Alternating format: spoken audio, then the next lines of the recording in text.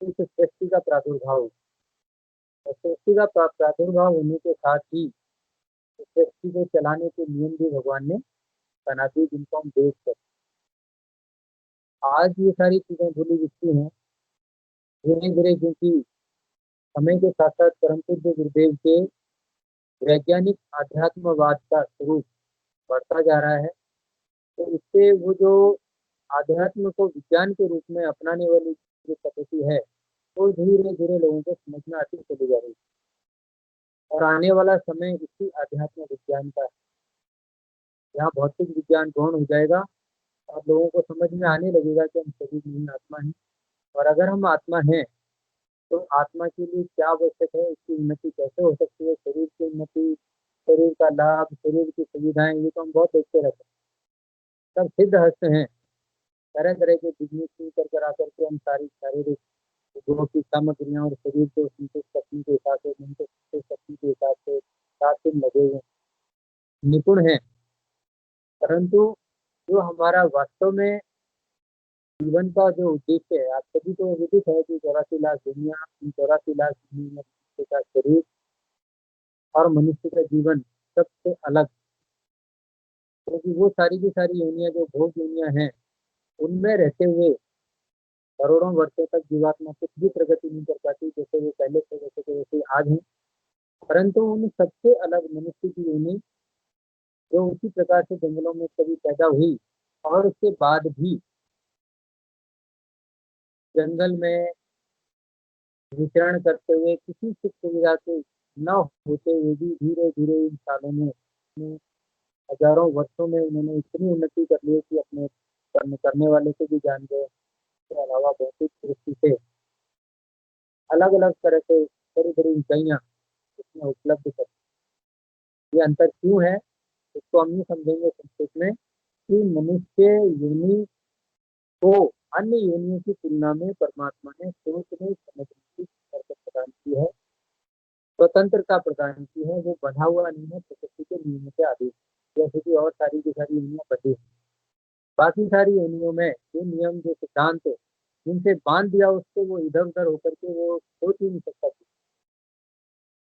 बिल्ली, गाय, भैंस, बकरी, सबके एक जैसे गुण मिलेंगे, एक जैसे लक्षण मिलेंगे, एक जैसी पूरी प्रक्रिया पद्धति सारी मिलेगी, परंतु मनुष्य सोचने के लिए भी स्वतंत्र, करने के लिए भी स्वतंत्र, और बुद्धि और प्रतिभा इसके माध्यम से सब क्या।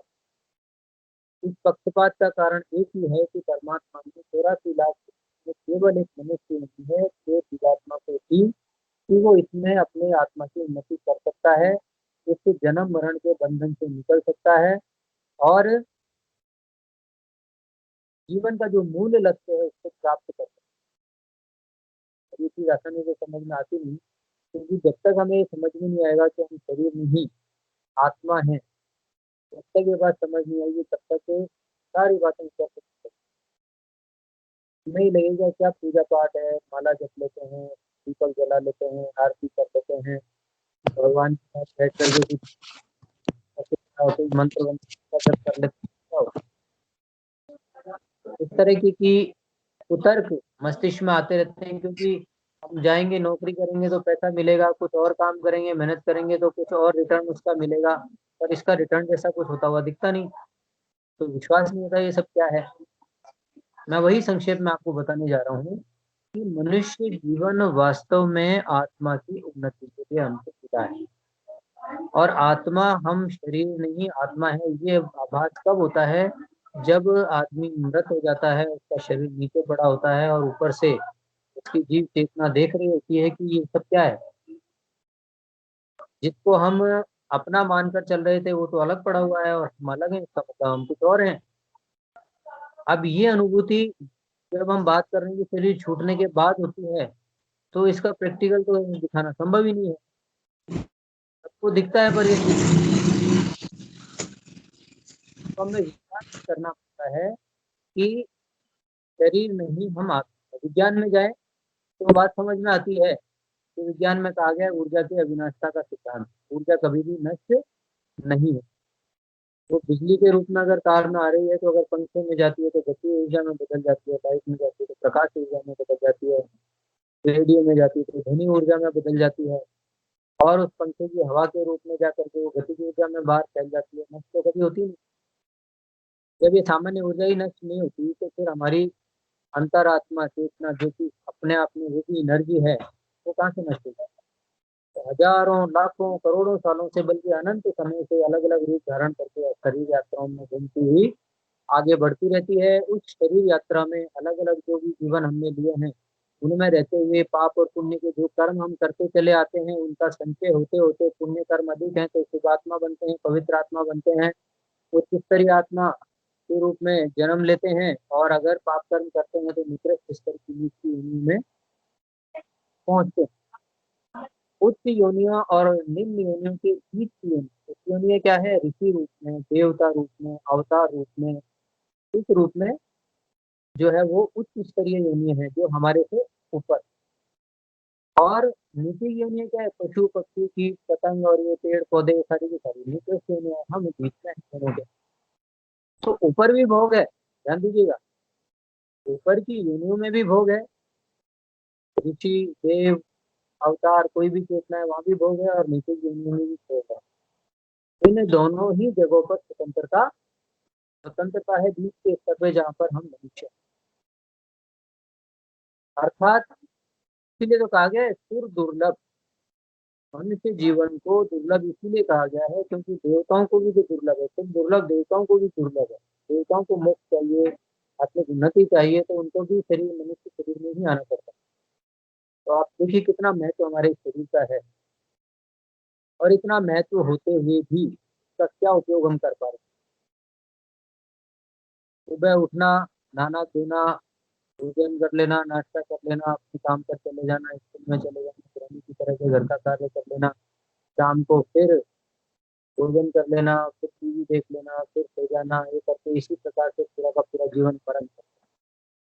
और आप ये गांठ बांध लीजिए कि ये जो जीवन चल रहा है इसमें आत्मोन्नति की दृष्टि से हम जीरो पर हैं, और बल्कि मैं तो कहूँगा जीरो नहीं, और ज्यादा नीचे गिरावट की स्थिति में। क्योंकि जो भी कर्म हम कर रहे हैं, इन कर्मों में भी पापों का संचय जब हम करते हैं तो हम और गिरावट में जाते हैं। क्योंकि हम पूरा जीवन जो बिता रहे हैं, पूरा दिन जो हमारा निकल रहा है, समय जो हम बिता रहे हैं, उस समय में अगर पवित्र आत्मा रहते हुए हम काम करते हैं, दोषों से बचकर के काम करते हैं, तब तो पुण्य का संचय होता है, पर वो भी नहीं हो पाता। सांसारिक है और सांसारिक में भी गिरावट की स्थिति हो जाती है। तो इन सारी स्थितियों में जब ये बात हमारे समझ में आती है कि हमारा मनुष्य जीवन का उद्देश्य आत्मिक उन्नति है, उसके बाद आगे बात बढ़ती है कि फिर क्या करें। अगर आत्मिक उन्नति है तो क्या किया जाना चाहिए। ये बात आने के बाद में फिर हमें सहयोग की जरूरत पड़ती है। उसके बाद हमें मार्गदर्शन की आवश्यकता पड़ती है। इसका मार्गदर्शन, स्कूल में हम पढ़ने जाते हैं तो फिजिक्स में किसी ने पीएचडी की है तो वो फिजिक्स हमें पढ़ाता है, और किसी सब्जेक्ट में किसी ने सिद्धता हासिल की है तो वो हमें पढ़ाता है।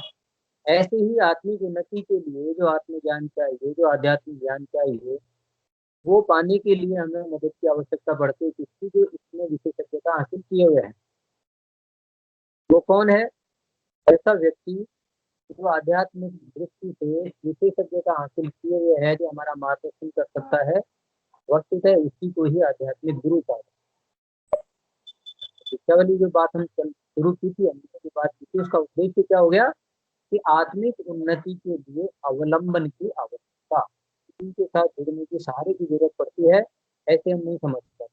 सामान्य से सांसारिक विषयों में ही गुरु की जरूरत पड़ती है, विद्यालय में जाते हैं, पढ़ते करते हैं, तो ये बड़ा क्लिष्ट विषय है। ये क्लिष्ट इसलिए है क्योंकि ये मन को नियंत्रण में करने के लिए सारा का सारा सरंजाम इसमें जुटा रहता है। क्योंकि हमें आध्यात्मिक उन्नति में मन सबसे बड़ा बाधक है। आत्मा सबसे ऊपर है, उसके नीचे मन, फिर इंद्रियां, और इस प्रकार से जो कलेवर चल रहा है। तो मन और इंद्रियों का घालमेल चलते हुए ही हमारा जीवन निकल जाता है। इसी मौज मस्ती में, इसी निकृष्ट आचरण कह सकते हैं, देश का और जितने भी देश दुर्गुण है, इन सबको लेते हुए उसी में हमारा जीवन निकल जाता है। आत्मा की तरफ ध्यान ही नहीं हो पाता क्योंकि वो और गहराई में है। तो इसलिए आवश्यकता पड़ती है किसी के मार्गदर्शन। और आप सोचिए कि हमने गुरु नहीं बनाया है, कि अच्छा मार्गदर्शक हमने नहीं ढूंढा है, तो हमारे जीवन का क्या होगा। इस प्रकार से कटी हुई पतंग कोई लक्ष्य कोई उद्देश्य नहीं होता, और कुछ पता नहीं है कि वो ऊपर से गिर कर कहाँ पे पड़ेगी, पानी में जाएगी या कहीं कांटों में गिर करके फट जाएगी, पानी में गलेगी, या क्या होगा, या किसी ना समझ के हाथ में पड़ेगी और उलट झगड़ करके फाड़ कर रख देंगे उसको, या फिर किसी ऐसे हाथ में आएगी जो उसको खुद से नहीं निकलने कर सकेगा, कुछ भी निश्चित नहीं होता। ऐसे ही अनगढ़ हमारा जीवन पूरा निकलता चला जाता है, और इतना महत्वपूर्ण मनुष्य जीवन जिसकी चर्चा अभी हमने की थी यूं ही बर्बाद हो जाता है। और उसके बाद जब ये छूटता है, ये शरीर छूटता है, जब आत्मा तब तो विवेक कम से कम जाकर होता ही है, और तब ये ध्यान आता है कि हम क्या इतने महत्वपूर्ण जीवन को छोटा सा मोबाइल या छोटी कोई चीज हो जाती है तो हम कितने दुखी हो जाते हैं, और ये मनुष्य शरीर का कोई मूल्य नहीं है, अमूल्य जो है, बहुमूल्य जो है, ये चला गया तो क्या होगा। इसलिए हम सबको इस बात का ध्यान रखना चाहिए, चाहे हम युवा हैं, चाहे बुजुर्ग हैं, चाहे कोई अवस्था में है, अभी से बड़ा जागरूक रह करके हमें आत्मिक उन्नति की में बढ़ती जानी चाहिए। मन अवरोध करेगा, वो इच्छा नहीं रखेगा, वो कभी मन कभी भी नहीं चाहेगा, क्योंकि इसकी प्रवृत्ति है मौज मजा चाहिए, इंद्रियों की लिप्सा की प्रवृत्ति। और आध्यात्म उससे बिल्कुल अलग है। आध्यात्म इंद्रियों की लिप्सा छोड़ी जाती है, तो वश में किया जाता है, और सब कुछ करके हमें परमात्मा से जोड़ना पड़ता है, सेवा में इसको लगाना पड़ता है, स्वार्थ में छोड़ना पड़ता है, त्याग करना पड़ता है। ये सारी की सारी चीजें मन की रुचि की नहीं है, इसीलिए मन में इसमें प्रवृत्त आसानी से होता नहीं। तो उसके लिए जैसे डॉक्टर इलाज करता है, उस प्रकार से हमें अपना साइकोलॉजिकल ट्रीटमेंट करना पड़ता है, मन को एक ट्रीटमेंट देना पड़ता है। तो ट्रीटमेंट की शुरुआत होती है, क्योंकि कौन देगा ट्रीटमेंट, ये डॉक्टर होगा। और आध्यात्म में डॉक्टर कौन है, वो मार्गदर्शक जिसको हम गुरु कहते हैं। और उस गुरु से जुड़ने की जो विधा है, इस विधा को ही हम दीक्षा कहते हैं, वो किसी न किसी आध्यात्मिक उपचार से जुड़ी हुई है। तो सामान्य स्तर पर हम कैसे कह सकते हैं कि पूजा पाठ की कोई विशेष पद्धति, शुरुआत वहां से है, फिर उसके साथ साथ आगे वो बढ़ती चली जाती है। मेरा निवेदन है आप सभी से, और आप जो भी अभी जुड़े हैं, कि आप के संपर्क में जो लोग हैं, आप हो सकता है गायत्री परिवार से जुड़े भी हों पहले से, और जो जुड़े हुए नहीं हैं उनसे खुद को समझे ही, अपने साथ साथ जितने भी लोगों को, अपने परिचित परिवार वाले मिलने वालों को आप प्रेरित कर सकते हैं, इस प्रक्रिया से जरूर गुजारिश। होगा क्या, जब आप शिक्षित होंगे तो आप की स्थिति क्या होगी, आपकी स्थिति ऐसी होगी जिस प्रकार से पतंग का ही उदाहरण अभी हम ले रहे थे, किसी कुशल उड़ाने वाले के हाथ में पतंग की डोर होती है तो पतंग को नित्य उसको पहुंचा देता है। एक सुदृढ़ वृक्ष का सहारा किसी बेल को मिल जाता है तो बेल वैसे जमीन में पड़ी रहती है, पर सहारा मिलने पर वो वृक्ष कितनी ऊंचाई से पा लेती है। बवंडर है, बवंडर कभी आता है तो जमीन में पड़े हुए तिनके भी हवा की ऊंचाई में पता नहीं कहाँ से कहाँ पहुंच जाते हैं। तिनके की कोई बिसात नहीं है, परंतु वो बवंडर के संपर्क में आकर के कितनी ऊंचाई से पा जाता है। पतंग की कोई बिसात नहीं कि वो ऊंचाई पे चढ़ जाए, परंतु जब उड़ाने वाला उसको उड़ाता है तो वो कितनी कितनी ऊंचाई को तय कर लेती है। रेल की कोई बिसात नहीं, पर अगर वृक्ष का सहारा अगर मिल जाता है तो वृक्ष कितनी ऊंचाई से वो पा जाता है। कहने का तात्पर्य है, हमारा अनगढ़ व्यक्तित्व, हमारा जो कसाय कलमशों से भरा, कुसंस्कारों से भरा हुआ जो व्यक्तित्व है, जीवन है, वो किसी पवित्र आत्मा के साथ में संयुक्त होता है।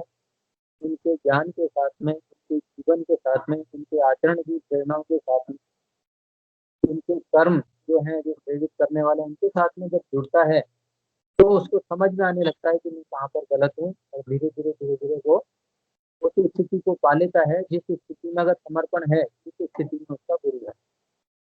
और हो सकता है कि वो उससे भी आगे निकल जाए, क्योंकि गुरु की दी हुई सारी की सारी विद्याएं तो उसको मिल ही जाती हैं। खुद भी संचित जो विद्याएं हैं वो और जुड़ने के साथ में वो और प्लस हो जाती है। और ये तभी है जब हमारा जुड़ाव हो। अभी आप ये मानकर चलिए, जब तक हमारी भारतीय संस्कृति ठीक से हमारे देश में थी, उस समय पर परंपराएं कुछ इस तरीके की थी कि स्वतः आदमी को प्रेरणा मिलती थी कि हमें ऐसा करना चाहिए। जैसे पहले निगुरा सबसे बुरी गाली कही जाती थी, बिना गुरु के कोई होता था तो उसे बड़ी हे दृष्टि से लोग देखते थे। और आज आज कोई मतलब ही नहीं, किसी को पता ही नहीं है, कोई चाहता ही नहीं है, किसी को समझ में भी नहीं आता गुरु का क्या मतलब है, क्यों गुरु बनाया जाए क्या। बहुत लोग बिना गुरु के अपना पूरा पूरा जीवन निकाल देते हैं अनगढ़ता में, अज्ञान में। तो ये क्या है, जब हमारे समझ में आता है कि इसका क्या महत्व है, उस समय पे था तो उस समय पर ढूंढते थे, माता पिता ही ढूंढते थे हमारे बच्चों को जो है आध्यात्मिक गुरु किसकी दीक्षा दिलाई जाए और उसके साथ में जोड़ा जाए। आज वो सोच नहीं है, इसलिए आज इस तरह की गोष्ठियां करके हमको अलग से सारी जो बातें बताना समझाना पड़ता है। आप सभी इस बात को ध्यान से समझना कि आपको जीवन का लक्ष्य अगर पूरा करना है, जीवन में ज्ञान की अभिवृद्धि अगर करनी है तो नियंत्रण में करना है, और सारे संसार की सारे जो भी कार्य हैं उनको करते हुए भी, और आप आध्यात्मिक दृष्टि से आगे बढ़ सकते हैं, नीचे उठ सकते हैं, इससे सुंदर बात क्या होगी। ऐसा मार्गदर्शन गुरु से ही हमको मिलता है, गुरु के बिना वो संभव नहीं। अब अगर विचार करें, आगे बढ़े हम, इससे चिंतन आप करते जाइएगा। मैं बता रहा हूँ कि किस किस रूप में चिंतन होते होते हम उस आगे तक की ऊंचाई को पकड़ते हैं। जब हमारे मन में ये बात आई, भाई साहब का उदाहरण देते हैं, जी भाई साहब हमसे जुड़े हुए हैं, उनके साथ मिलकर के हम कुंज के माध्यम से कार्य कर रहे हैं। भाई साहब के मन में विचार आया कि जब उधर सही से पढ़ा तो सही से पढ़ा तो पता लगा कि भाई गुरु बहुत आवश्यक है, गुरु के बिना जीवन बेकार है। तो विचार आते ही मैंने गुरु की खोज शुरू की। गुरु की खोज शुरू करते करते एक संस्था में गए, फिर दूसरी में गए, वहाँ की पूरी गहराइयाँ, पूरे कोर्स कितना क्या होता है वो सब कुछ जानने की कोशिश की। ब्रह्मा कुमारी, राधा स्वामी और अलग अलग बहुत सारे नाम नहीं लूंगा, 16 संस्था को बताते हैं, सब करते हुए वाले भी गए। उनके उनके अंदर उत्कंठा थी कि मुझे अच्छा गुरु ढूंढना है। उसकी भी पात्रता विशेष थी, उसकी भी प्रतिभा क्षमता साधना विशेष थी, तो उसी स्तर का व्यक्तित्व चाहिए शिक्षा के हिसाब से। तो एक एक करके देखते समझते गए और देखते चले गए, क्योंकि वहां पर उनका उनकी दिखी नहीं, विशेषता जो चाहते थे वो दिखी नहीं। तो अंत में गायत्री परिवार में आए। गायत्री परिवार में आने के बाद कुछ समय लगा उनको यहाँ की समझ में, क्योंकि समझे बिना किसी भी चीज से जुड़ना ठीक नहीं है। बाद में पछतावा होता है, तो वो पूरी जांच करके जब उनको मालूम चला कि इससे बढ़िया कोई आध्यात्मिक संस्था नहीं है, इससे बढ़िया कोई गुरु नहीं है, तो फिर उन्होंने गुरु दीक्षा लेकर के, और आज तमाम तरह की बाधाओं और विघ्नों के बावजूद भी बराबर वो जुड़े हुए और जन सेवा के कार्य में लगे हुए। ऐसे ही उत्कंठा हमारे मन में भी उठनी चाहिए। अगर हमने दीक्षा नहीं ली है तो भाई पहले तो मैं तो समझो कि दीक्षा लेनी चाहिए। क्यों जरूरी है ये मैं बता ही चुका हूँ। लेनी चाहिए के बाद में फिर अगर हम आगे बढ़ते हैं, अगर लेनी चाहिए तो क्या करें, उसका उदाहरण मैंने भाई साहब को आपको दे दिया। अब थोड़ा सा स्पष्ट भी कर दूं आपको, शिक्षा लेंगे आप तो बहुत ज्यादा इसको समझ लेंगे कि शिक्षा लें तो गायत्री परिवार से ही क्यों, परम पूज्य गुरुदेव से ही क्यों, गायत्री मंत्र ही क्यों। इन तीनों बातों पर हम संक्षेप में चर्चा करें।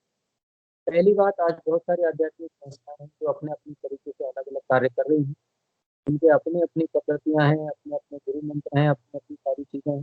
परंतु आपको मैं विश्वास दिलाता हूँ, आप अगर साहित्य पढ़ेंगे, वेद पढ़ेंगे और अध्यात्म वास्तव में जाएंगे, तो आपको सार के रूप में दिखाई देगा, समझ में आएगा कि गायत्री महामंत्र हमारी सृष्टि का इकलौता गुरु मंत्र है। आज तो अलग अलग मंत्र दिए जा रहे हैं वो अज्ञान की वजह से, परंतु अगर पुराने समय में इतिहास में आप जाएंगे, जब हमारे गुरुकुल चलते थे, भारतीय संस्कृति हमारे देश में पूरी तरीके से स्थापित थी, उस समय पर गुरु बहुत सारे थे, गुरुकुल बहुत सारे थे। क्योंकि एक गुरुकुल इतना विस्तार कैसे करेगा। आज तो आप हम लोग बैठे हैं मोबाइल के थ्रू बातचीत कर रहे हैं, पूरे विश्व में कहीं भी बैठा है कोई हमारे साथ जुड़ सकता है। परंतु वो समय ऐसा था कि जब किताबें तक नहीं हुआ करती, बोल करके ही एक दूसरे को बात कही जाती थी। ऐसी स्थिति में एक गुरु सारे के सारे जो है देश को संभाल ले, कोई नहीं। गुरु बहुत सारे थे, बहुत सारे ऋषि मनीषी थे, उनके गुरुकुल थे। परंतु एक जो खास बात थी उसको हमें समझनी थी, वो ये थी कि सबका, सबकी पद्धति एक। गुरु मंत्र जो दिया करते थे वो गायत्री मंत्र देते थे। शिक्षा जो दी जाती थी वो वेदों की शिक्षा दी जाती, सारे गुरुकुल। इसलिए जितने भी विद्यार्थी निकलते थे इन गुरुकुलों से, सारे के सारे एक ही सोच, एक ही विचार, एक ही चिंतन के हुआ करते थे, बिखराव नहीं होता था। आज कोई तो कुछ मंत्र दे रहा है, कोई किसी देवता का मंत्र दे रहा है, कोई किसी का दे रहा है, कोई किसी को महान विशेष बता रहा है, कोई किसी को बता रहा है। पर इस सबके बावजूद एक बहुत अच्छी जो बात है वो ये है कि गायत्री मंत्र के बारे में, चाहे कोई किसी मंत्र को मानता है, किसी जाति धर्म का है, कुछ भी है, पर इस मामले में जो सच बात है वो ये है कि सब ये मानते हैं कि इससे बढ़कर दूसरा मंत्र इस सृष्टि में नहीं। ये निर्विवादित है। बाकी निर्विवाद मिल जाएगा, परंतु ये निर्विवादित। तो जैसे मैं अभी बात कर रहा था आपको कि अगर दीक्षा लेने का हमें श्रेष्ठ चाहिए, श्रेष्ठ गुरु चाहिए, श्रेष्ठ मंत्र चाहिए, क्योंकि हमारी प्रवृत्ति है। देखते हैं सब चीजें हम लेने जाते हैं तो देखते हैं भाई सारे क्षेत्र में, सारी दुकानों में सबसे बढ़िया कौन सी है, तो इसका वर्ण हमारी प्रवृत्ति है और होना भी चाहिए। तो इसी प्रकार से आप दीक्षा में लगाइए। जब आप चिंतन करेंगे, मैं चिंतन वाली बातें आपको एक एक करके बता रहा हूँ, आप सोचेंगे तो आपके सोचने में जो सवाल आ रहा है उसी सवाल के जवाब में आगे बढ़ रहा हूँ। जवाब क्या आता है कि भाई दीक्षा हमें लेनी है तो पहले गुरु कौन सा, मंत्र कौन सा, संगठन कौन सा। संगठन की बात मैं आपको बता दूं, परम पूज्य गुरुदेव ने गायत्री परिवार की स्थापना किस उद्देश्य से की है, बहुत महान उद्देश्य है जो किसी संस्था का नहीं, किसी संगठन का नहीं, वो है युग का निर्माण। धरती को विकट परिस्थितियों से खींच करके, बचा करके और सुखद परिस्थितियों में लाना। यहाँ पर जो भी जीवधारी हैं उनके लिए सुख, संस्कार और सद्गुणों की एक परिस्थिति मिले, सबके अंदर भी जो अच्छी विशेषताएं विकसित हों, इन विशेषताओं से वो अपने आप में सुख, शांति और संस्कार सारे संसार को दे सके, देशों का नाश हो करके और सभी सत्प्रवृत्ति वाले, सभी सत्पुरुष, सभी सज्जन,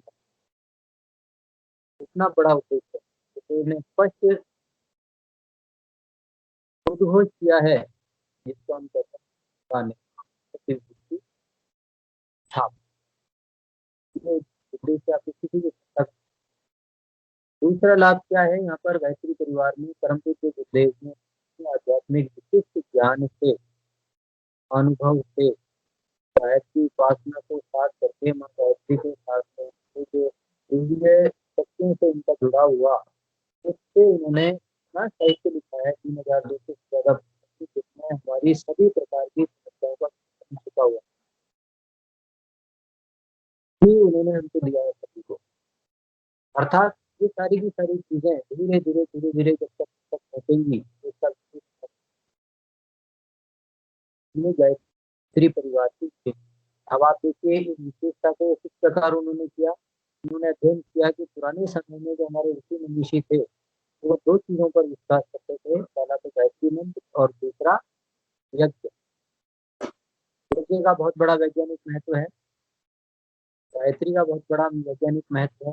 तो संक्षेप में लेकर चल रहा हूँ।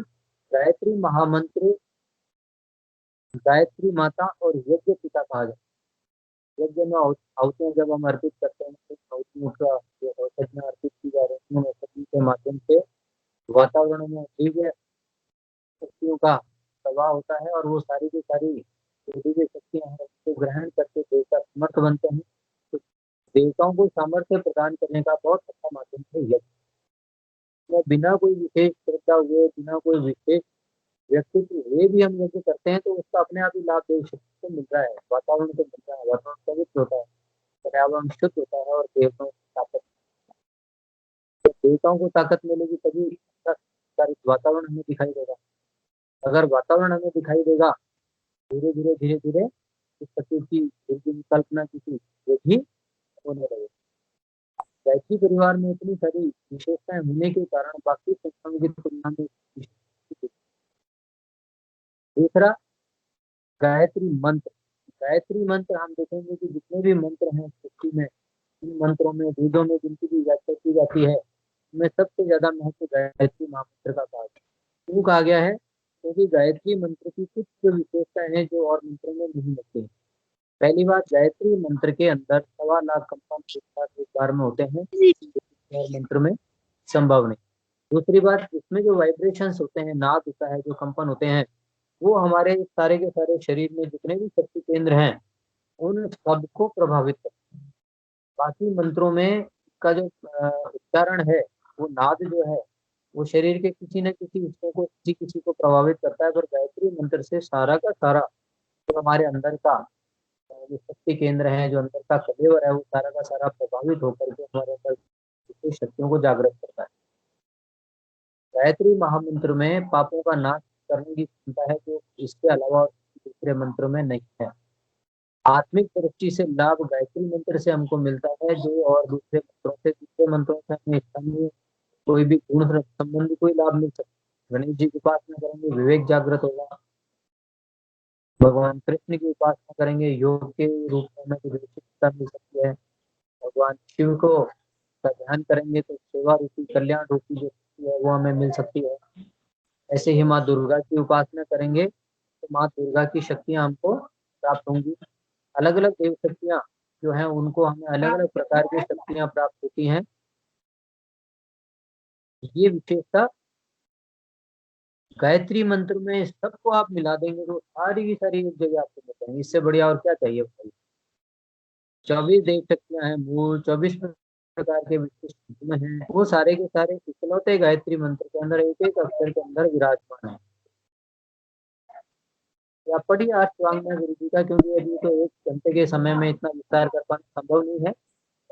परंतु आप, क्योंकि इतना जल्दी आप पढ़ भी नहीं सकते, बसंत पंचमी का पर्व जो है वो 16 को परसों ही है। धीरे धीरे आप लोग अध्ययन करते रहिएगा और हमारे कहने से आप जुड़िए, गायत्री महामंत्र से जुड़िए, गायत्री परिवार से जुड़िए। गुरु के रूप में परम पूज्य गुरुदेव जो निष्कलंक प्रज्ञावतार हैं, ये 24 कला के अवतार हैं। तो जितने भी अवतार हुए उन सबसे ज्यादा सामर्थ्यवान अवतार हैं, क्योंकि बाकी अवतारों का सीमित कार्यकाल रहा और सीमित ही उनका दायरा रहा।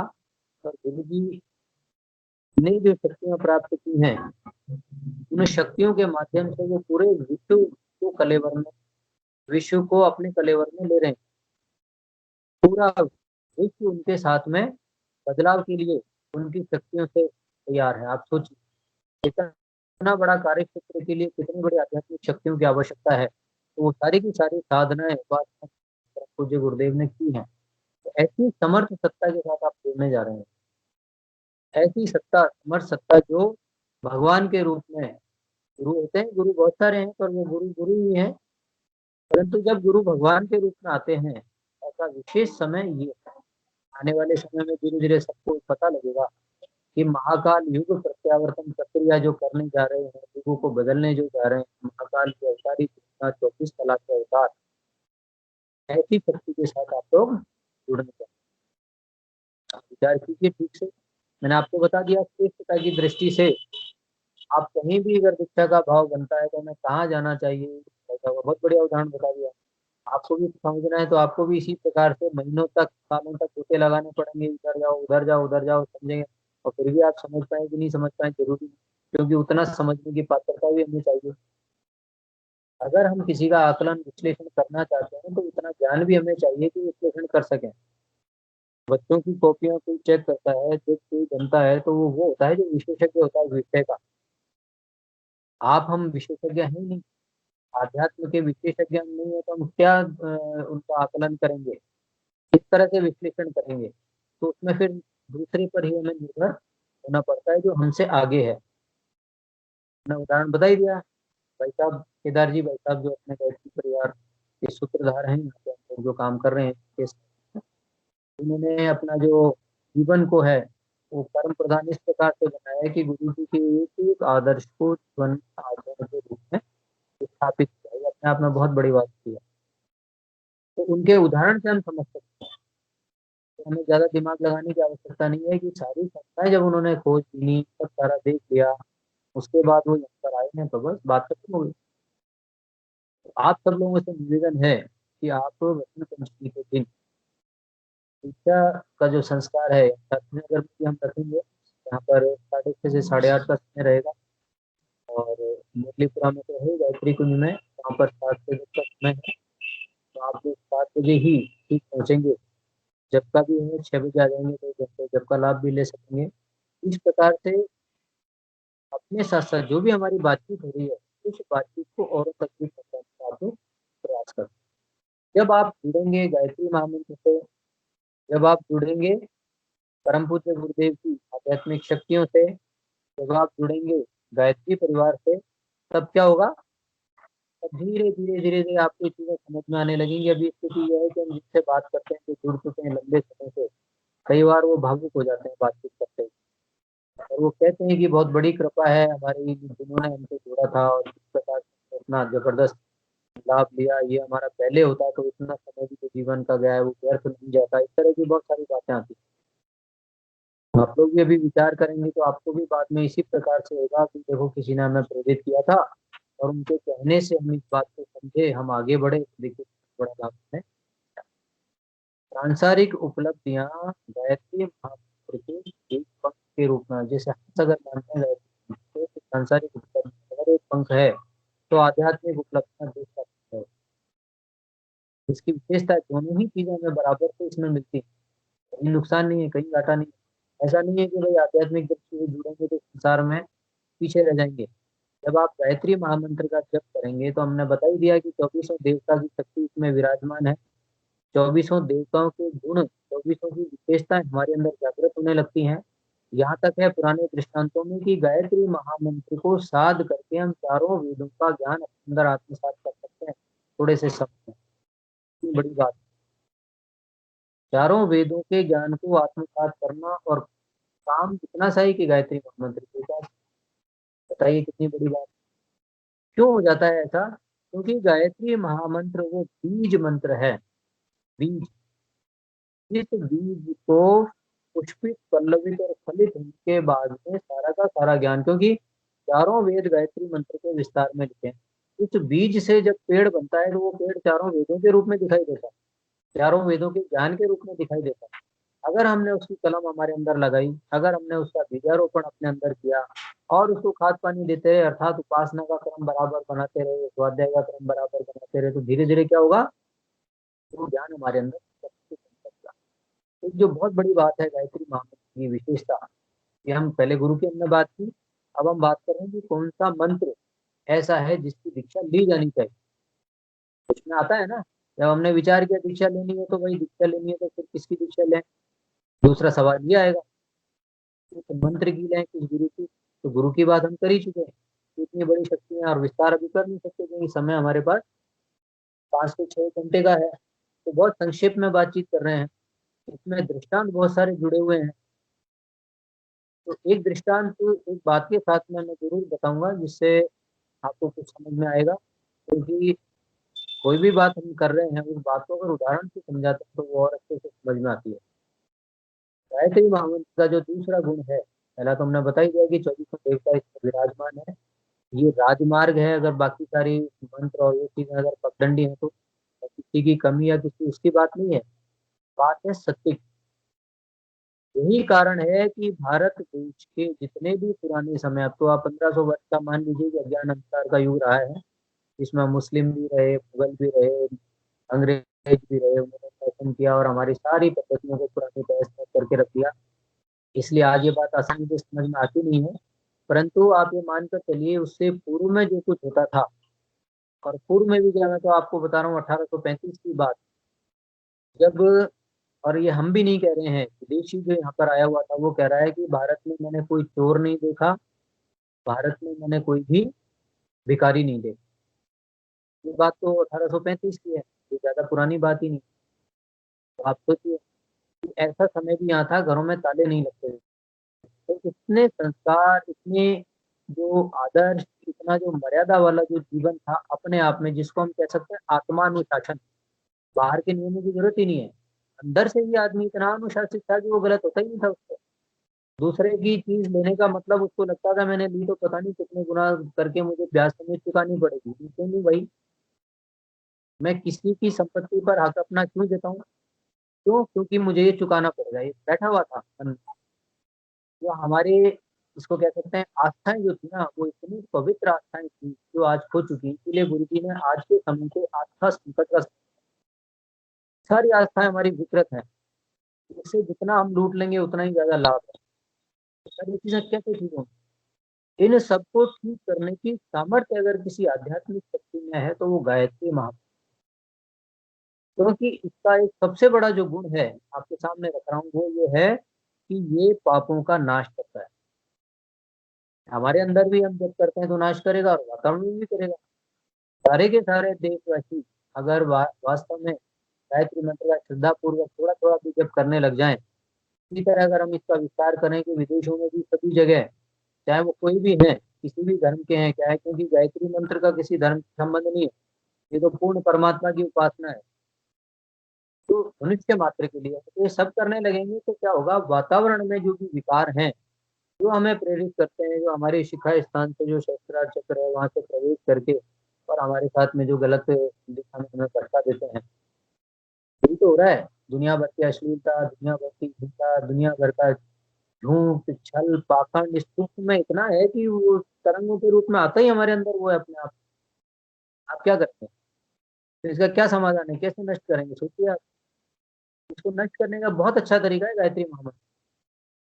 ये अपने आप में ऐसी लड़ाई लड़ता है इस वातावरण के साथ में कि सबको ध्वंस करता जाता है और पवित्रता की स्थापना करता जाता है।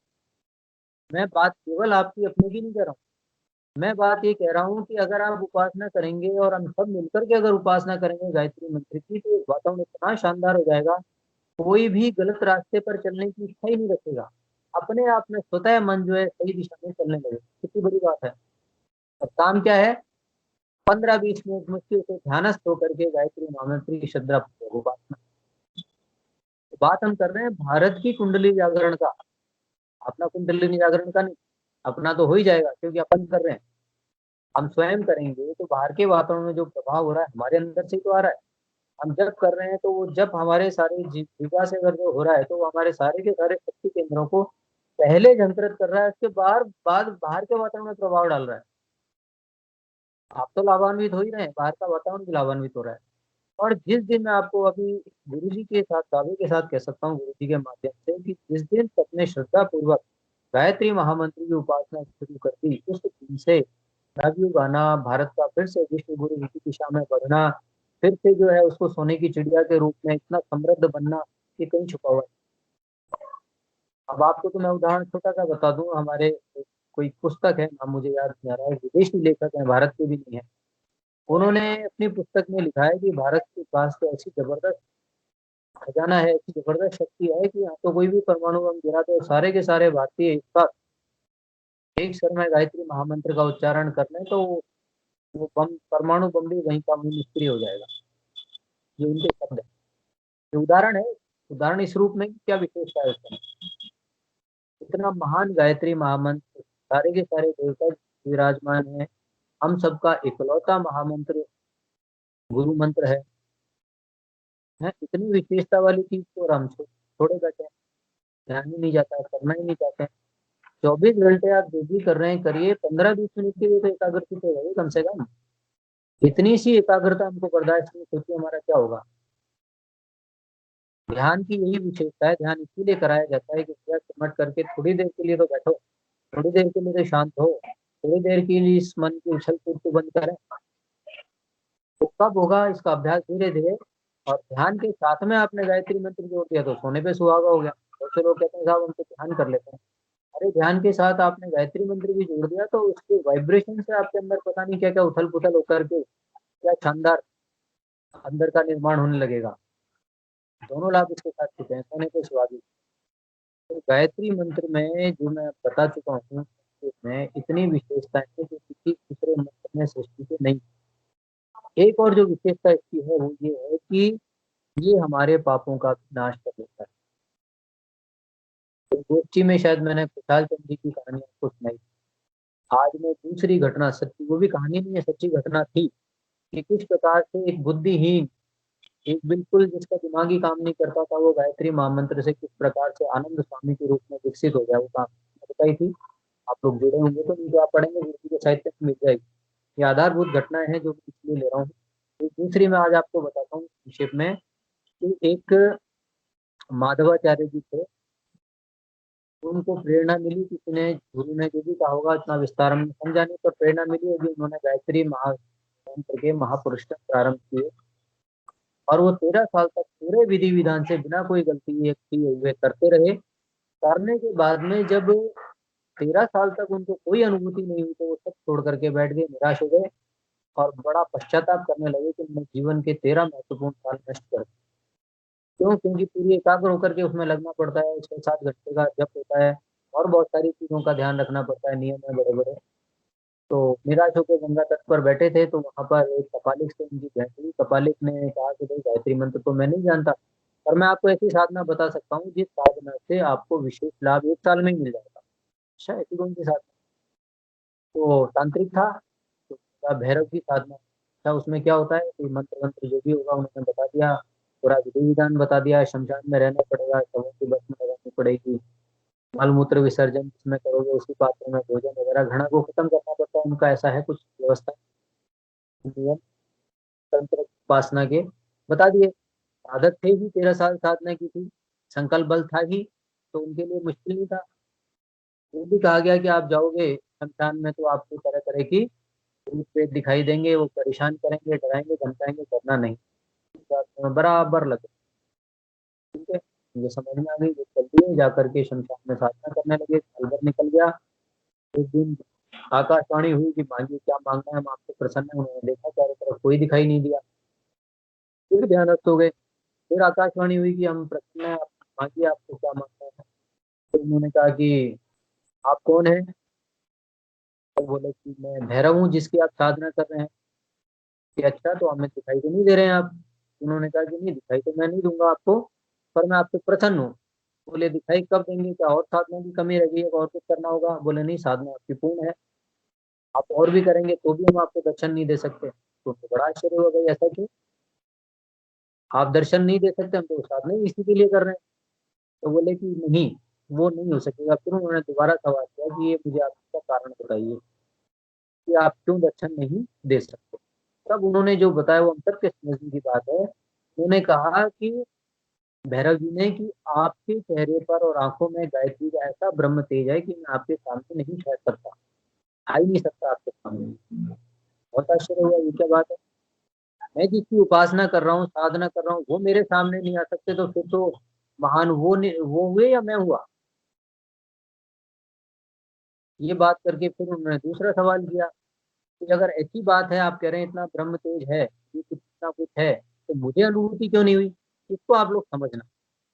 अनुभूति क्यों नहीं हुई? तो उन्होंने सारा का सारा उनके पिछले जीवन के सारे जो जितने भी जन्म थे, वो सारे दिखा दिए, जिन-जिन में भी पाप कर्म उन्होंने किए होंगे, क्या-क्या किया होगा, वो सारा दर्शन करा दिए कि देखो इसी जीवन में आपके ऐसे-ऐसे पाप कर्म हुए थे और आपने जो 13 साल साधना की है, उन 13 साल की साधना उन सारे पाप कर्मों को नष्ट करने में काम आ गई।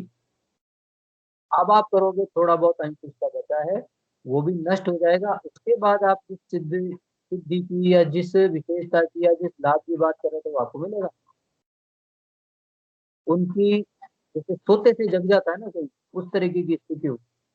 उन्होंने कहा बिल्कुल आप नज़दीक पहुँचे हुए थे, परंतु आपको मालूम नहीं था, अज्ञान था, इस कारण से आप पीछे हट गए। वह उसी पल वहाँ से उठे, प्रणाम किया भैरव जी को मार्गदर्शन के लिए और सारा उत्साह उनका वैसा का वैसा होकर के सारा शमशान वगैरह छोड़-छाड़ के घर आए, पवित्र होकर के उन्होंने फिर से अनुष्ठान शुरू किए। माँ गायत्री का साक्षात्कार किया और उनसे वरदान पाया। माँ ने कहा कि बा माँग बेटा क्या माँगना है, मैं प्रसन्न हूँ। तो उन्होंने कहा कि नहीं माँ मुझे कुछ नहीं चाहिए। तब उन्होंने कहा कि नहीं हम तो देना चाहते हैं। तो वो बोले कि नहीं मैं स्वार्थ में तो मेरी इच्छा कुछ नहीं, आप देना ही चाहती हैं तो मैं समाज के लिए कुछ विशेष करना चाहता हूँ, लोगों के सुख के लिए या स्वास्थ्य के लिए इस प्रकार का तो आशीर्वाद आप दीजिए। तथास्तु कहा। उसके बाद उन्होंने माधवाचार्य नाम का उनका माधव निदान नामक एक आयुर्वेद का ग्रंथ लिखा, जो ग्रंथ आज भी बड़ा महत्वपूर्ण ग्रंथ है, हमारे आज के आयुर्वेद का आधारभूत ग्रंथ है। कहा जाता है कि माँ गायत्री ने उनके मस्तिष्क में विराजमान होकर के वो सारा उनसे इस दृष्टांत से मैं जो कहना चाह रहा हूँ उसको समझना है कि गायत्री मंत्र जपा हुआ एक बार का भी हमारा व्यर्थ नहीं जाता है। एक बार भी जब हमने किया है तो वो भी कुछ न कुछ अंदर सफाई कर रहा है, कुछ न कुछ काम कर रहा है। जैसे साबुन अगर लगाते हैं कम या ज़्यादा कुछ भी है तो वो कुछ न कुछ तो धूल मिट्टी गंदगी को हटाता ही है। इसी प्रकार से गायत्री मंत्र 13 साल में उनका शोधन होकर के जब उन्होंने इतना बड़ा लाभ उठा लिया, तो ये हमारे साथ भी है। अच्छा, हम लोग निराश कहाँ हो जाते हैं, ये भी इस दृष्टांत में मार्गदर्शन है पूरा कि अगर हम निराश हो रहे हैं, इसका मतलब हमारी स्थिति उनके जैसी है, जो बिल्कुल नजदीक पहुंच करके पीछे हट गया और बहुत बड़ी उपलब्धियों से वंचित रह गया। अगर उन वो भैरव जी साधना नहीं करते, भैरव जी उनको मार्गदर्शन नहीं देते, तो क्या होता? छोड़ के बैठे रहते और बिल्कुल पूर्णता तक पहुंचने के बाद में वो पीछे हट जाते। बताइए कितना बड़ा नुकसान था। तो हमें सबको ये बात समझनी है कि हमें गायत्री मंत्र में पूरी निष्ठा के साथ कोई फायदा होता हुआ दिख रहा है या नहीं दिख रहा है। बिल्कुल भी उसमें ये नहीं सोचना है कि पता नहीं हमारे देखो ये काम बिगड़ रहे हैं और ये नहीं बन रहा है और वो हम इतनी पूजा कर रहे हैं, इतनी उपासना कर रहे हैं। कुछ सोचने की आवश्यकता नहीं, वो अपना काम कर रहा है। तो विश्वास रखिए और विश्वास रखिए पूरी श्रद्धा के साथ में उसको लगातार जारी रखिए। धीरे धीरे धीरे धीरे वो स्थिति आएगी जब आपको लगेगा कि हाँ, हमने जो की है वास्तव में इसका ये लाभ है, ये फायदा हुआ है, हमने इतना कुछ किया है, उसका हमें जो है सार्थकता अब दी। आत्मिक उन्नति के लिए अगर कुछ माध्यम है तो वो गायत्री मंत्र के अलावा दूसरा नहीं। बाकी देव शक्तियों को हम अगर इष्ट मानते हैं, बाकी देव शक्तियों सबका अपना अस्तित्व है, ऐसा नहीं है, अपना अस्तित्व है। और वो उसी प्रकार से जिस प्रकार से सूर्य की विभिन्न किरणें, ऐसे ही परमात्मा अगर सर्वांग पूर्ण जो परमात्मा है, उसकी विभिन्न किरणें विभिन्न देव शक्तियां हैं, ऐसे मान सकते हैं। और उस पूर्ण परमात्मा को ही हमने माँ के रूप में जब गायत्री में मान लिया है, तो फिर क्या बचता है? तो ये उपासना वस्तुतः है परब्रह्म परमात्मा की उपासना। ये उपासना किसी देवी देवता की नहीं है, उस पूर्ण परमात्मा की है, जिसकी उन 24 अक्षरों के अंदर जो उसकी 24 मूलभूत शक्तियां हैं वो विराजमान है। इसके बाद उन 24 में से विस्तार होकर के और शक्तियां निकली हैं, और वो मूलभूत जो शक्तियां हैं वो इसी में विराजमान है। वैसे ही इतना जबरदस्त बीज की तरह से हमारे अंदर आध्यात्मिक ज्ञान, आध्यात्मिक चेतना, आध्यात्मिक शक्तियों को प्रस्फुटित करता है। तो हमें अपना कल्याण भी इसी में खोजना है, और अपने कल्याण के साथ साथ विश्व का, समाज का, देश का कल्याण भी इसमें छिपा हुआ है। क्योंकि आपकी वो उपासना साधना आप तक सीमित नहीं है। जहाँ आप उपासना कर रहे हैं, जहाँ आप साधना कर रहे हैं गायत्री महामंत्र की, वहाँ के बाहर के वातावरण को भी वो पवित्र करता है। सारे के सारे मिलकर करेंगे, बूंद बूंद से घड़ा भरता है, और वास्तव में आप देखेंगे कि बहुत जल्दी भारत विश्व की वो शक्ति बनेगी जिस शक्ति की हम कल्पना भी नहीं कर सकते थे आज के समय में। इतना जबरदस्त प्रभाव पूरे विश्व में इसका पड़ेगा, और जो कुछ भी हमारी हमारे देश की, हमारी संस्कृति की विशेषताएं हैं, मानने को लोग तैयार होंगे। इस प्रकार योग को मानने लगे हैं। इसी तरह मैं आपको अभी दावे के साथ कह रहा हूँ, गुरु जी के माध्यम से, कि जैसे योग को माना गया है विश्व में, इसी प्रकार से बहुत जल्द वो समय आ रहा है कि गायत्री मंत्र को विश्व में माना जाएगा। क्योंकि श्रेष्ठ चीज का वर्णन अपने आप ही होता है, अपने आप उसकी आवश्यकता ही नहीं है कि अ, जब उसके लाभ देखेंगे, जब उसकी विशेषताएं देखेंगे, जब उसको समझेंगे। उस पर बहुत सारे प्रयोग हो रहे हैं इस समय, आपके पास मैसेज आते रहते होंगे। अमेरिका में नासा में भी अभी करीब काफी सारे सैकड़ों जो मस्तिष्क के विद्वान हैं, उनके माध्यम से विभिन्न प्रकार के शोध चल रहे हैं। ऐसे ही गायत्री मंत्र पे अभी एम्स में बड़ा अच्छा शोध हुआ है, जो व्हाट्सएप में लोगों के पास काफी घूम रहा होगा, तो मेरे पास आया था, औरों के पास भी आया होगा। तो स्पष्ट कहा है कि गायत्री मंत्र के प्रभाव से, वो वैज्ञानिक कह रहे हैं कि 1,10,000 कंपन, वो उन्होंने बताया है, 1.25 लाख कंपन की हम लोग बातचीत करते हैं, लगभग एक जैसी बात है। ये हमारे शास्त्रों में, किताबों, पुस्तकों में लिखा हुआ है, वो इसी के माध्यम से लिखा हुआ है। वो मान रहे हैं, वो कह रहे हैं कि इसमें शरीर में किस किस प्रकार से क्या प्रभाव होता है। कौन कह रहा है ये आज के वैज्ञानिक है। अब जब विज्ञान की कसौटी पर जब ये खरा उतरेगा, तो बताइए कौन है ऐसा जो नहीं अपनाएगा। योग विज्ञान की कसौटी पर खरा उतरा, सबको स्वास्थ्य प्रदान करने लगा, रोगों को दूर करने लगा, तो वो चाहे मुस्लिम है, चाहे ईसाई है, चाहे हिंदू है, कोई भी जाति धर्म है, मजबूरन अपनाना पड़ेगा, और अपना रहे हैं। तो ये चीजें होंगी। मैं आशावादी रहना चाहिए, हमें तो अपने आप को देखना है कि हमारे लिए उत्तम क्या है। पर उस गायत्री महामंत्र को अपनाने के लिए एक विशेष शक्ति की आवश्यकता है। गुरुदेव ने क्या कहा था? उन्होंने कहा है कि कोई भी साधना हम करते हैं, तो उस साधना को करने के लिए विशेषज्ञ की आवश्यकता है। तो उपचार हम कर रहे हैं, दवा का पता लगा, फिर भी क्या कहा जाता है कि किसी अनुभवी चिकित्सक की राय लेकर ही उस औषधि का पान करें। योग की बात अभी हम कर रहे थे, योग के बारे में आपको लिखा हुआ मिलेगा, जिस भी आसन की आप बातचीत करेंगे, कि आप आसन कर तो रहे हैं, फिर इस आसन को किसी विशेष मार्गदर्शक की देख रेख में करें।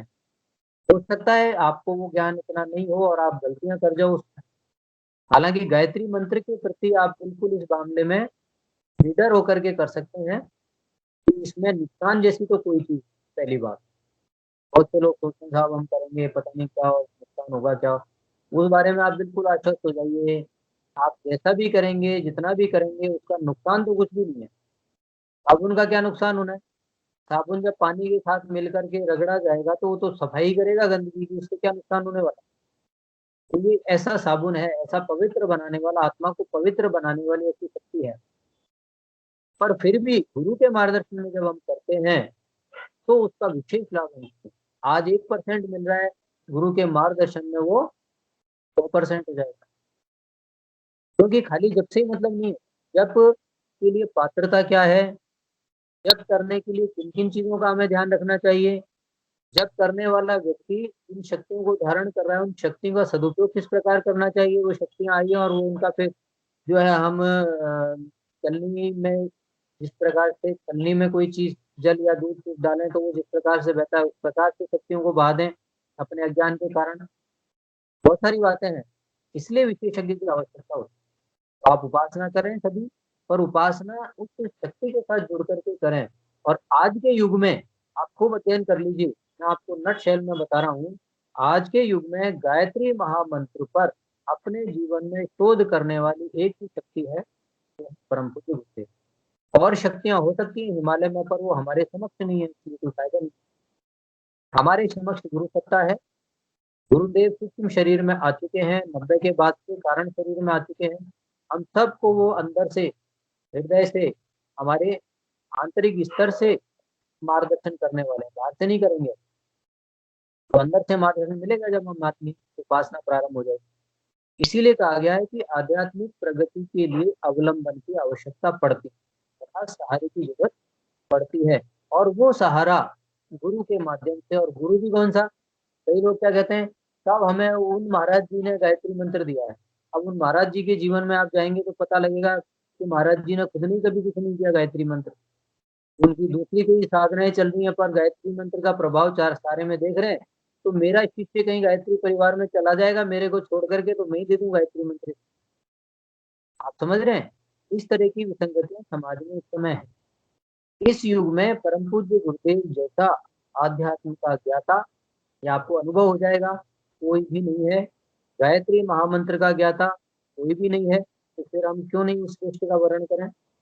जैसे गायत्री मंत्र मंत्रों में श्रेष्ठ है, ऐसे ही गुरुओं में श्रेष्ठ इस युग में है परम पूज्य गुरुदेव श्री राम शर्मा।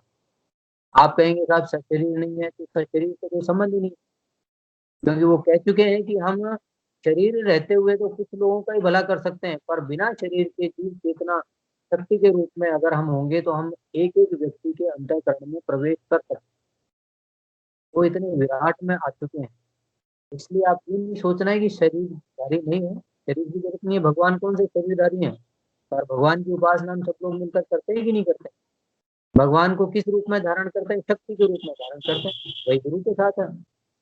हृदय की उस स्थिति में आप शक्ति के रूप में धारण कीजिए, लाभ मिलेगा, मार्गदर्शन मिलेगा, दिशा मिलेगी।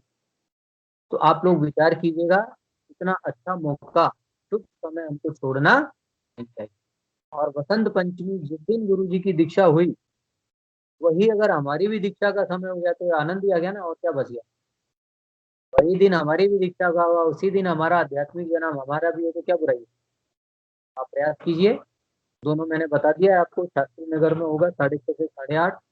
रामनगर प्रज्ञा मंडल है, व्हाट्सएप में मैसेज गए हुए हैं और आपको नहीं मिला है तो आप जो भी आपके संपर्क में गायत्री परिवार वाले हैं उनसे बातचीत करके वो एड्रेस, वो जगह, वो चीज आप व्हाट्सएप में मंगवा सकते हैं। और अपने साथ साथ जो बातचीत हम लोगों ने की है अभी, उस बातचीत को आप और लोगों तक भी पहुंचाइए। इस सारी की सारी बात को आप पूरा नहीं समझा सकते तो जितना आपको समझ में आ रहा है उतना समझा करके उनको प्रेरित कीजिए और अपने साथ लेकर के आइए। इसका उद्देश्य कोई स्वार्थ नहीं है। हमारे मन में एक ही पीड़ा है कि जो लाभ हम लोगों ने लिया वही लाभ आप लोगों को भी मिल सके। आप आध्यात्मिक शक्तियों से जैसे हम जुड़ करके हमने फायदा लिया है, ऐसे ही आपको भी वो मिले। इस पीड़ा को लेकर के ही हम आपसे बात करते हैं, कोई स्वार्थ नहीं है। कहीं ये नहीं भाई शिष्यों का जैसे औरों का होता है, शिष्यों की संख्या बढ़ा करके उनसे जो है भौतिक और जो है आर्थिक लाभ लेना। आप जो भी संपर्क में आए हैं, आपने देखा होगा कि इस तरीके का हमारा कोई भाव नहीं रहता। अगर आप आर्थिक सहयोग आप लोग करते भी हैं, तो वो किसी के व्यक्तिगत काम में ना करके संस्था में ही हमारी जो गतिविधियाँ चल रही हैं, उन्हीं में काम में लिया है। हमारा कोई अटैचमेंट नहीं है उससे, बल्कि हम सारे के सारे अंशदान खुद करते हैं अपने स्तर पर। देने की बजाय हम स्वयं अंशदान करते हैं, जो भी हमारा नौकरी पे है, वो नौकरी वाले करते हैं। हमारा भी बहुत लंबे समय से बना हुआ है, 2000 रुपये प्रति माह का अंशदान करते हैं। तो इसलिए वो बात नहीं है कि हमें कुछ इस प्रकार से आप लोगों से कोई प्रलोभन हमको है आप लोगों से। हमारे अंदर एक ही चीज़ है कि जो लाभ हम लोगों को मिला है, क्योंकि इस युग की जो आध्यात्मिक शक्ति है, परम पूज्य गुरुदेव जो हमें मिला है, वो लाभ आप लोगों को भी उसी स्तर पर मिले। अब जो बातचीत हुई है, इसमें आपको अगर कोई सवाल, क्योंकि दीक्षा संबंधी बात है, हो सकता है कि मुझसे कुछ छूटा हो जो मैं नहीं बता पा रहा, आपके मन में कोई सवाल आ रहा होगा, वो आप चर्चा कर सकते हैं, क्योंकि 1 घंटे का समय हमारा पूर्ण हो रहा है। अब सवाल के रूप में आप करेंगे तो इससे और लोगों को भी लाभ मिलेगा। आगे कुछ कह रहे हैं कोई? हेलो भाई साहब, प्रणाम। हाँ जी, प्रणाम। देवेंद्र सोनी बोल रहा हूँ भाई साहब। हाँ, देवेंद्र जी बताओ। माफी चाहूंगा, आज गोष्ठी में आना था, मैं आ नहीं पाया और मुझे बहुत दुख भी हो रहा है क्योंकि अभी विष्णु भाई का फोन आया।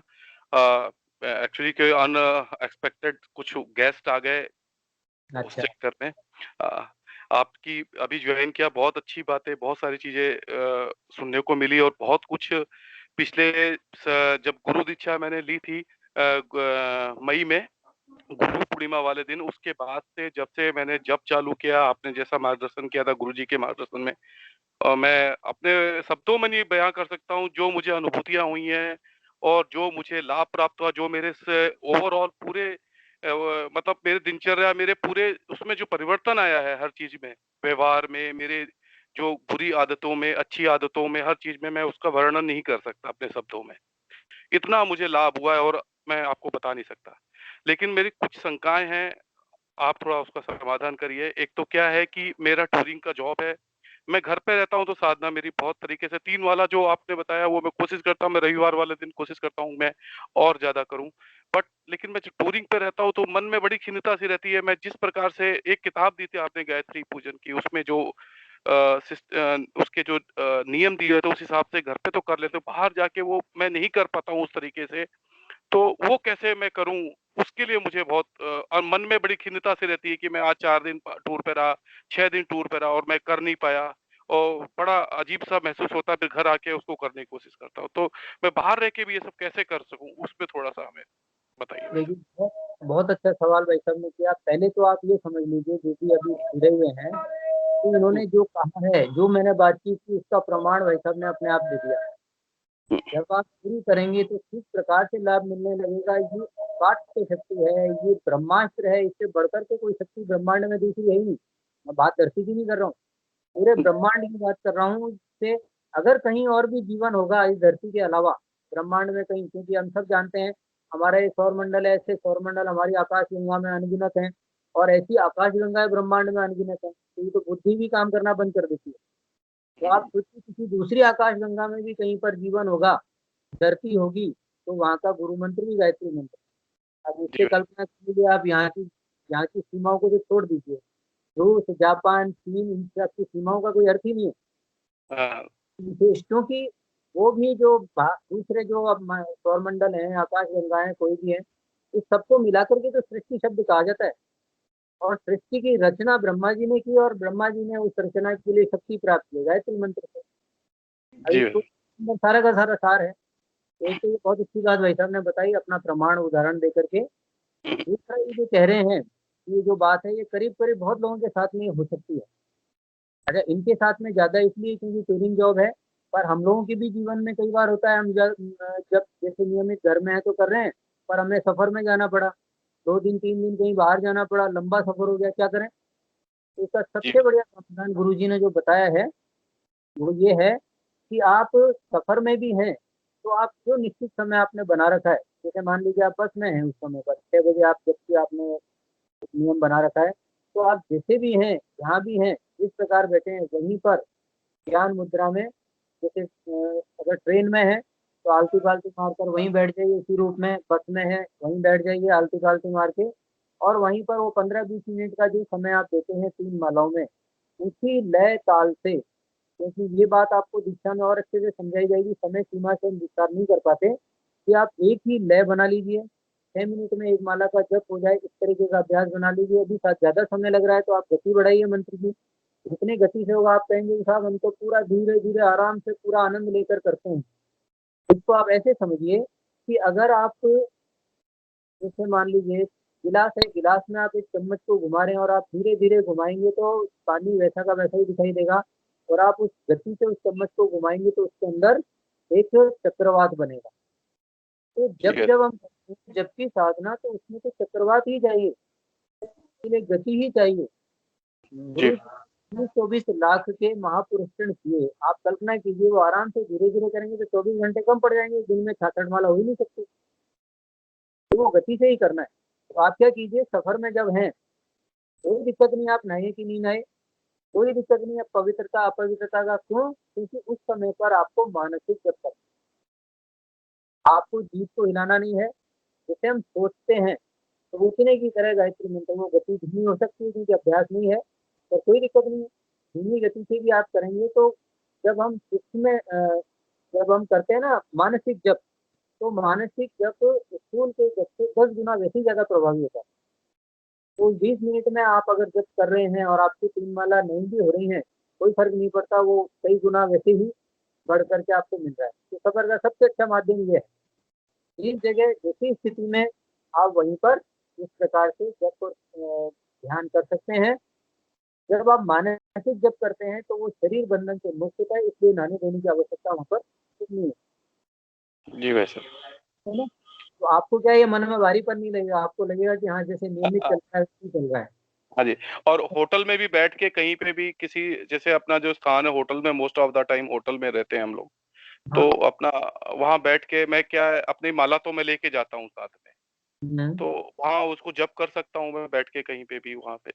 हाँ, कर लीजिए। मेरे साथ भी ऐसी हुई थी। जैसे मैं कभी ट्रेनिंग हाँ, में गया या कहीं और हाँ, गया तो पूछते हैं कहाँ बैठे हैं, कुर्सी ढूँढते हैं, बिस्तर पे बैठना ठीक नहीं है, ऐसे करके। हाँ, तो एक छोटा आसन रख लीजिए। हाँ जी, ठीक है भाई साहब।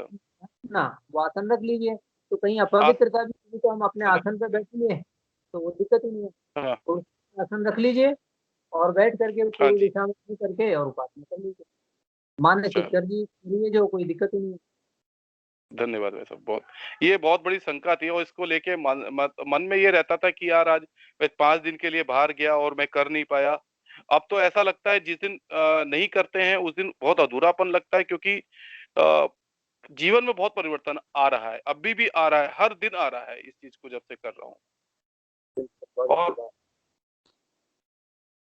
तो बहुत-बहुत धन्यवाद भाई साहब आपके मार्गदर्शन के लिए। जी। और मेरी पत्नी और भाई भी लेना चाहते हैं दीक्षा, तो हम लोग अभी बसंत पंचमी वाले दिन मैं ये आपके बसंत बनाए हुए पंचमी, प्रोग्राम पे उसी हिसाब से आऊँगा। देखिए मैं एक बात और बता दूँ, हर जी भाई चीज़ का साहब। होता है। जैसे बूँद गिरती है ना आकाश से, तो जी भाई वो अगर साहब। नक्षत्र में गिर रही है और बाँस में गिरेगी तो वंशलोचन बन जाएगी, पीप में गिरेगी तो मोती बन जाएगी। पर कब, जब स्वाति नक्षत्र से आ रही। अब अगर आप दीक्षा किसी भी दिन ले सकते हैं सामान्य दिन, परंतु जिस प्रकार की स्वाति नक्षत्र का महत्व है उसी प्रकार से दीक्षा के लिए ये विशेष महत्व है। इसलिए परसों ये बड़ा विशेष दिन आ रहा है, तो हमको हर तरह का कोई भी 1000 काम छूटे हैं, पर इस महत्वपूर्ण काम को करना ही चाहिए। वो तो रहेगा, वो सूर्य तो जी अपने झोपड़ा में भी हो रहा है उस दिन। अच्छा, हाँ, अपने झोपड़ा नहीं में भी हो नहीं रहा है, अपन आलोक जी के घर में कर रहे हैं। और बहन जी को आप ले आना वहाँ पे, भाई साहब को भी ले आना, अपना बढ़िया हो हाँ, जाएगा वहाँ पे, शाखा हाँ, कार्यक्रम भी हो जाएगा। बात कर लेंगे विष्णु भाई, बात कर लेंगे। उस दिन तो मैंने हाँ पूरा हाफ डे में पूरा छुट्टी लिया हुआ है मैंने, पूरा पहले इसी करके उससे इसलिए। हाँ हाँ, 16 बढ़िया हो तारीख से जाएगा। भी सोच रखा है कि छुट्टी लेंगे, क्योंकि बहुत सारे कार्यक्रम है तो अपना आनंद आनंद लो सबका। हाँ, वह इसीलिए इसीलिए क्योंकि क्या है कि छुट्टी नहीं लेते हैं, फिर बंधन में बंधे रहते हैं, वो फिर कुछ ना कुछ लगा रहता है।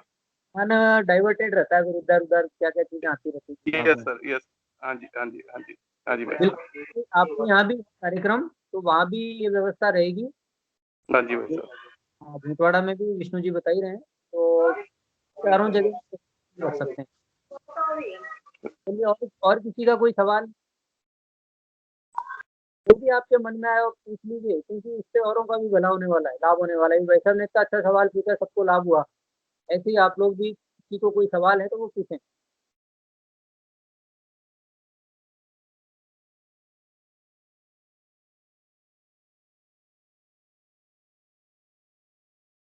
चलिए ठीक है फिर। इसका मतलब ये है कि जो कुछ बातचीत हुई है वो सबको समझ में आई है।